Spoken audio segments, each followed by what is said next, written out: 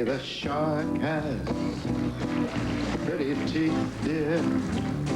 It's another town, another room, and another show for the man who's played them all. Just a jackknife has Mac Heath, dear.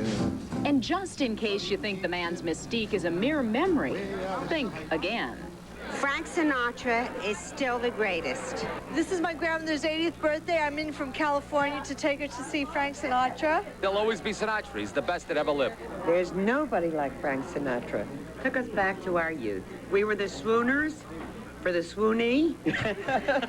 With scores of movies and records and millions of fans all around the world to his name, why is Francis Albert Sinatra still singing for his supper? Well, of course he doesn't need to, but when there's a music director on stage named Frank Sinatra Jr., it gives him a good reason. Let's say hello to my son, Frank, who conducts and is... On stage, the father and son relationship is professional and musical. Off stage, the two men are warm, two good friends who respect each other's talents. What brought you together as father and son on the stage? It was about time that we did work together. He wasn't doing enough work, so I figured I'd better keep him busy. Sure.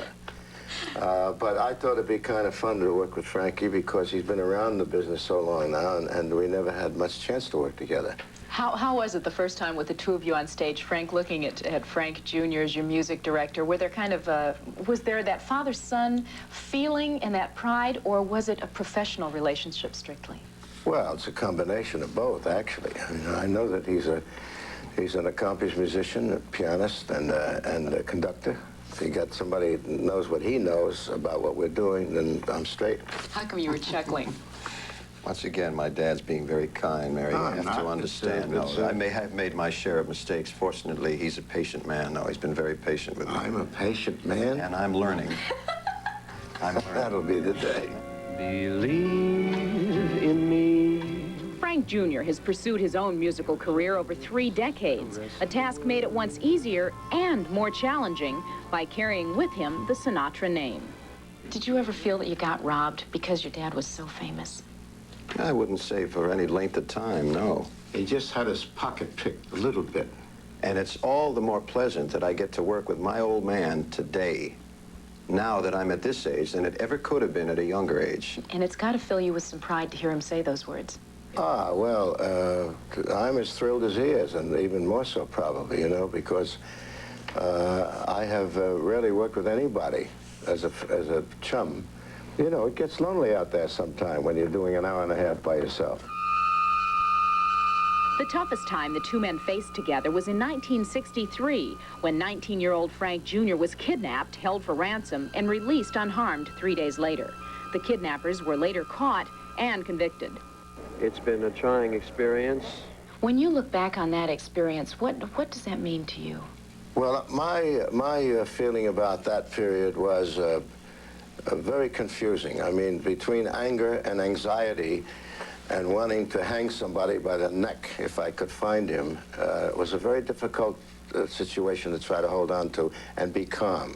I remember that time. It was such a horrible thing to have had happened.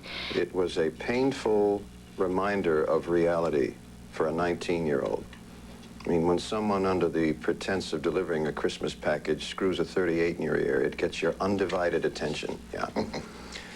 And you become conscious of many things. The first thing that struck me was that I had to change my shorts.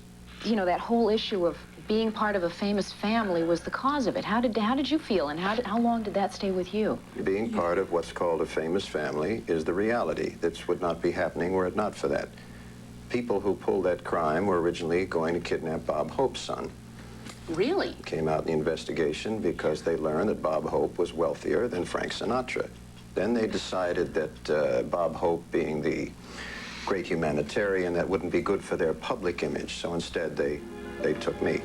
For the good time. The kidnapping and other rough spots in the life of Frank Sinatra and family have made him reluctant to speak with the press over the years. Yet Sinatra was seen earlier this year in Australia embracing the press. We saw you in Australia a few months back with your arms around the reporters. Are you mellowing? Has your attitude changed, or do you want to be perceived? My attitude has never changed. I treat people as I find them and how they treat me. Yeah. That's all. I mean, if somebody's going to walk up to you and abuse you for 5 minutes verbally, you're going to get back at them. Or if they're very nice, you pay it back. That's all. No matter what his relationship has been with the press, it's Sinatra's stage presence which has created his following. And after 5 decades, Old Blue Eyes still has as much sizzle on stage as ever. You better lock your door and call the law, because Mackie, that son of a bitch, he's back in town. Here he does. Come on.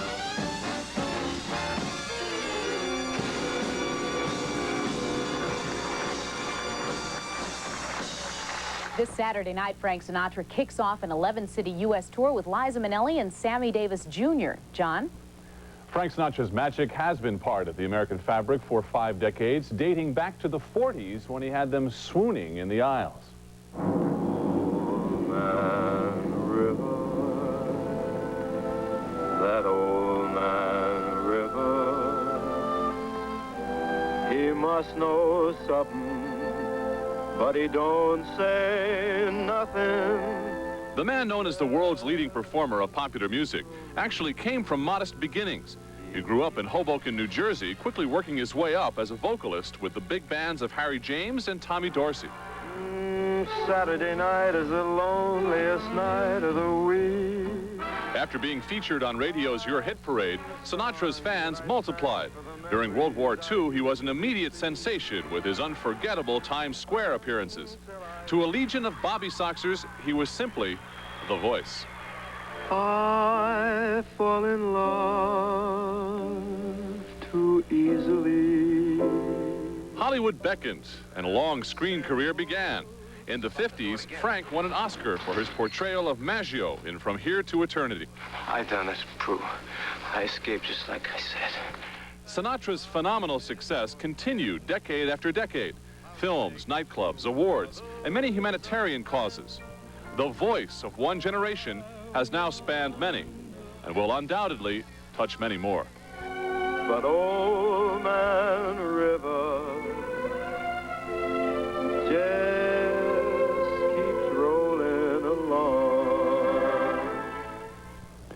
Mary, Frank Sr. is not known as a man who is easy to interview. How did you find him?